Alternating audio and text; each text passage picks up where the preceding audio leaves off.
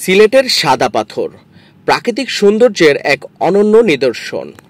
নদীর তলদেশে ঝলমল করা সাদা পাথর, স্বচ্ছ জল আর পর্যটকের কোলাহলে মুখরিত তীর। কিন্তু আজ দৃশ্যটি একেবারেই অন্যরকম। পাথর নেই, নদী শুকিয়ে গেছে, প্রকৃতি যেন হারিয়েছে তার প্রাণ। সাদা পাথরের উৎপত্তি বহু বছর আগের বন্যা ও পাহাড়ি স্রোতে। দেশি বিদেশি পর্যটকের কাছে এটি ছিল স্বর্গীয় এক ভ্রমণ স্থান। প্রকৃতির এই উপহার শুধু সৌন্দর্য নয়, এটি স্থানীয় জীবিকা, পরিবেশ ও অর্থনীতির এক অবিচ্ছেদ্য অংশ। কিন্তু চলতি আগস্ট মাসের 5 তারিখের পর থেকেই পাল্টে যায় চিত্র। প্রশাসনিক অস্থিরতার সুযোগে শুরু হয় নির্বিচারে লুটপাট। শত শত নৌকা, হাজার হাজার শ্রমিক দিনরাত পাথর তোলায় ব্যস্ত। মিডিয়া রিপোর্ট বলছে মাত্র কয়েক সপ্তাহে 1 কোটি ঘনফুটেরও বেশি পাথর তুলে নেওয়া হয়েছে, যার বাজার মূল্য ছিল প্রায় 200 কোটি টাকা।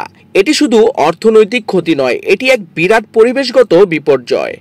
অনেকের অভিযোগ, এই লুটপাটের পেছনে রয়েছে রাজনৈতিক প্রভাবশালী ব্যক্তিদের হাত। সাদা পাথরের মতো জিনিস সৃষ্টি করতে পারবো না, এটা প্রকৃতির প্রদত্ত।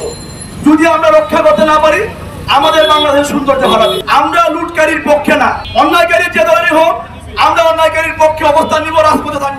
দলমত নির্বিশেষে স্থানীয় রাজনৈতিক নেতাদের অনেকে প্রকাশ্যে লুটের পক্ষে অবস্থান নিয়েছেন। কেউ দাবি করেছেন খোলামেলা উত্তোলনের, কেউ আবার প্রশাসনকে চাপে রেখেছেন কার্যক্রম শিথিল করতে। ফলে আইন প্রয়োগকারী সংস্থাগুলো কার্যকর পদক্ষেপ নিতে ব্যর্থ হয়েছে।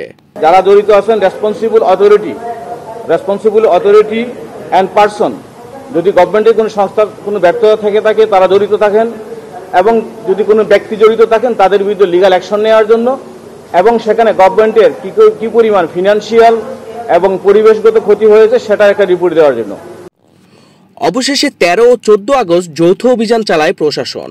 ফেরত আনা হয় 35,000 ঘনফুট পাথর, ধ্বংস করা হয় শতাধিক অবৈধ নৌকা। গঠিত হয়েছে 3 সদস্যের তদন্ত কমিটি, যাদের প্রতিবেদন জমা দেওয়ার সময়সীমা 17 আগস্ট। এছাড়া সার্বক্ষণিক নজরদারি, চেকপোস্ট ও নদীতে টহল দেওয়ার পরিকল্পনাও নেওয়া হয়েছে। জব্দকৃত পাথরের একটি বড় অংশ ফের নদীতে ফেলা হচ্ছে, যাতে স্বাভাবিক স্রোত ফিরে আসে।